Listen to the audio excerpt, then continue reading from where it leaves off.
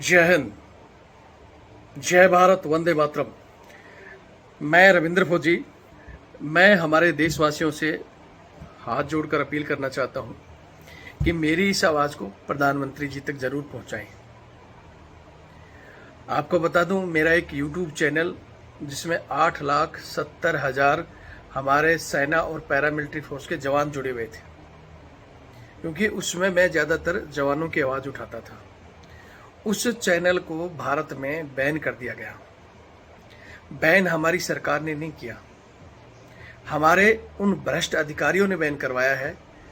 रक्षा मंत्रालय से लेटर, अब रक्षा मंत्री जी से साइन करवाया है या नहीं, लेकिन यूट्यूब को उन्होंने लेटर दिया। नोडल अधिकारी कोई कर्नल साहब हैं और उन्होंने चैनल को बैन करवा दिया। मुझे पूर्ण विश्वास है कि ये चीज़ें प्रधानमंत्री तक नहीं पहुंची हैं। प्रधानमंत्री जी जो खुद कहते हैं कि भ्रष्टाचार के खिलाफ बोलो, वीआईपी कल्चर को ख़त्म करो, अंग्रेजी मानसिकता बंद करो, उन्हीं से प्रेरणा लेकर सेना से 2015 में मैं रिटायर्ड हुआ। सेवानिवृत्त होने के बाद में मैंने वो चैनल बनाया, धीरे धीरे मेरे जवान साथियों को जोड़ा, और मैं सिर्फ जो आवाज़ उठाता था, जो सेना के अंदर अधिकारी जवानों से घरेलू काम करवाते हैं, सहायक प्रथा के खिलाफ मैंने आवाज़ उठाया। जो अपनी निजी पार्टियां करते हैं, सरकारी फंड खर्च करते हैं, उसके खिलाफ आवाज़ उठाया। और उसके साथ जवानों को पार्टियों में वेटर के लिए इस्तेमाल करते हैं, मैंने उसके खिलाफ आवाज़ उठाया। सरकारी गाड़ियां, उनका इस्तेमाल अपनी बीवी, बच्चों, यहाँ तक कि अपने कुत्तों को भी घुमाने में, इधर उधर ले जाने में इस्तेमाल करते हैं, उसके खिलाफ मैंने आवाज़ उठाया। जवान जो छुट्टी जाता है, टीडी जाता है सरकारी काम से, उससे रेलवे स्टेशन तक भी गाड़ियाँ नहीं मिलती, वो टेम्पो रिक्शे में घूमता है, समय पर उसका रिजर्वेशन नहीं होता, वो ट्रेन में टॉयलेट के डब्बे के पास बैठकर जाता है। क्यों? क्योंकि ये मन मर्जी, कभी उसकी छुट्टी कैंसिल करना, कभी इस तरह की तानाशाही। यानी मैंने सिर्फ और सिर्फ इनकी तानाशाही के खिलाफ आवाज़ उठाया। इस वजह से वो अधिकारी जो आज भी अपने आप को अंग्रेज समझते हैं, उनकी मानसिकता आज भी ये है कि ये जवान जिनको हमारी वजह से तनख्वाह मिलती है, ये हमारे गुलाम है। वो जवानों को आज भी गुलाम समझते हैं, वो अपने आप को आज भी अंग्रेजी अधिकारी समझते हैं। वो चंद अधिकारियों ने मीटिंगें कर करके मेरे चैनल को बैन करवाया है। मैं हिंदुस्तान की जनता से कहना चाहता हूं कि सैनिकों की आवाज़, रविंद्र फौजी का वो चैनल, रविंद्र फौजी एक्स आर्मी आरटीएफ, वो बंद कर दिया गया। किसी भांड मीडिया ने, ना कोई पक्ष ना विपक्ष ने, किसी ने उस आवाज़ को नहीं उठाया। क्यों? क्योंकि वो आवाज़ सिर्फ आमजन की आवाज़ थी, जवानों की आवाज़ थी और आम आदमी की आवाज़ थी। इसलिए पक्ष विपक्ष को कोई मतलब नहीं। बहुत बड़े बड़े चैनल बैन हुए और वो सुप्रीम कोर्ट पहुंचे और तुरंत खोल दिए गए, क्योंकि उनके पास व्यापार, धन दौलत और उनके समर्थक बहुत हैं। लेकिन हमारा समर्थक कोई नहीं कर रहा, और उसका कारण है कि सभी, चाहे किसी भी पार्टियों में, चाहे किसी भी पद पर, सभी जितने भी भ्रष्ट अधिकारी बैठे हैं, उनको पता है कि ये कहीं ना कहीं उन अधिकारियों पर गाज गिरेगी जो हर डिपार्टमेंट में बैठकर भ्रष्टाचार कर रहे हैं, हर डिपार्टमेंट में जो अपने से अधीनस्थ निचले कर्मचारियों का शोषण कर रहे हैं। इसीलिए इस आवाज़ को कोई भी बड़ा आदमी नहीं उठाएगा। मैं देश के आम नागरिक से, मुझे पता है आम नागरिक के पास समय नहीं है, वो ट्विटर पर भी नहीं है, सोशल साइट पर भी कम समय देता है, लेकिन जितना भी समय देते हो, एक बार इस चीज़ को वायरल करके प्रधानमंत्री जी तक जरूर पहुंचाओ।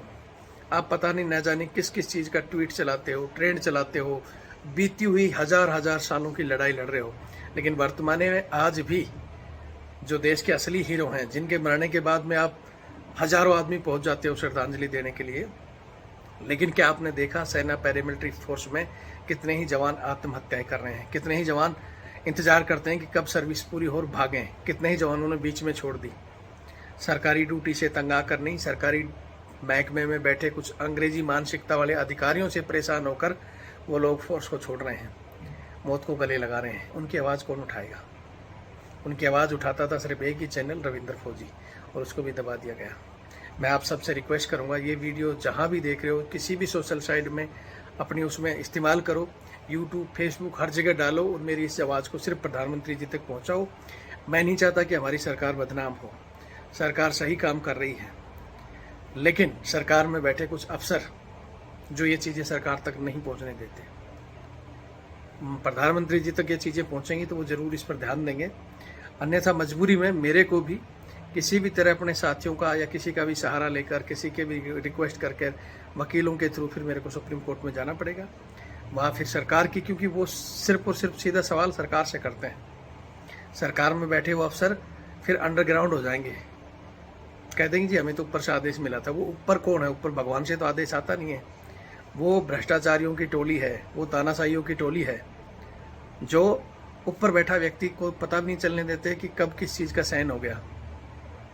इसलिए मैं फिर कह रहा हूँ कि ऊपर बैठे हुए लोग नहीं, ये बीच की कुछ कड़ियाँ भ्रष्टाचारी जिन्होंने चैनल बंद करवाया है, या तो वो अपना आप खोल दें, नहीं तो फिर मेरे को कोर्ट में जाना ही पड़ेगा।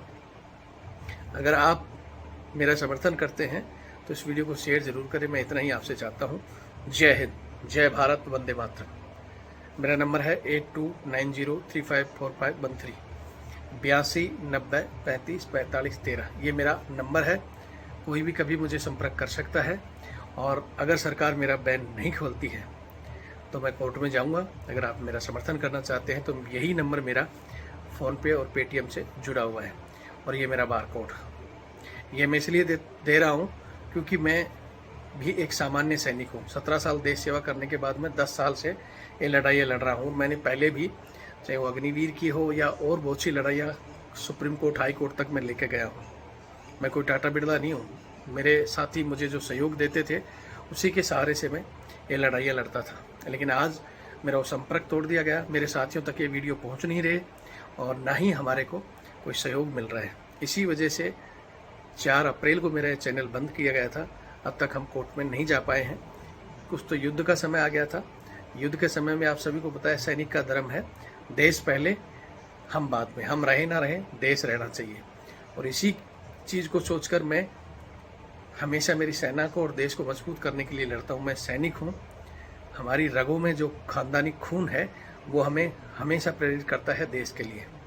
मैं फिर कह रहा हूँ, मेरा चैनल रहे ना रहे, मैं रहूँ ना रहूँ, ये देश रहना चाहिए, मेरी सेना मजबूत होनी चाहिए। लेकिन मजबूत जब ही होगी जब वो भ्रष्टाचारी इन आदतों को छोड़ेंगे।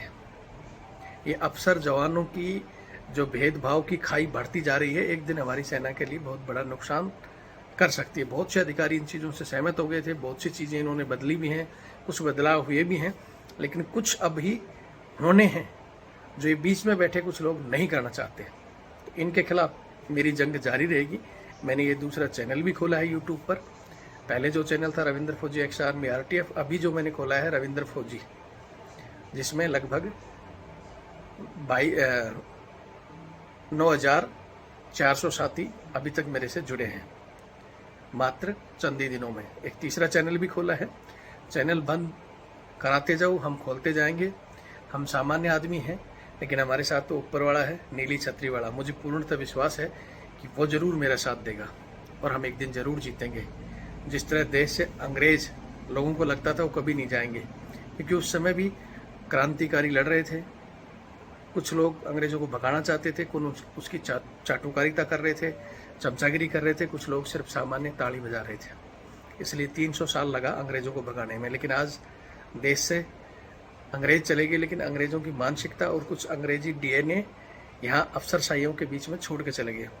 और उनका DNA जब तक ख़त्म नहीं होगा, ये अंग्रेजी कानून जब तक ख़त्म नहीं होंगे, जब तक आम आदमी, जवान, किसान इस देश में इसी तरह परेशान रहेगा। और देश को लूटने वाले ये लोग, बड़े बड़े राजनेता, अधिकारी अपनी तिजोरियों में पूरा काला धन लेकर बैठे रहेंगे। और इसकी शुरुआत करनी पड़ेगी आपको और हमको। शुरुआत करना चाहते हो तो हमसे जुड़ो और हमारी इस आवाज़ को शेयर करो। जय हिंद, जय भारत, वंदे मातरम।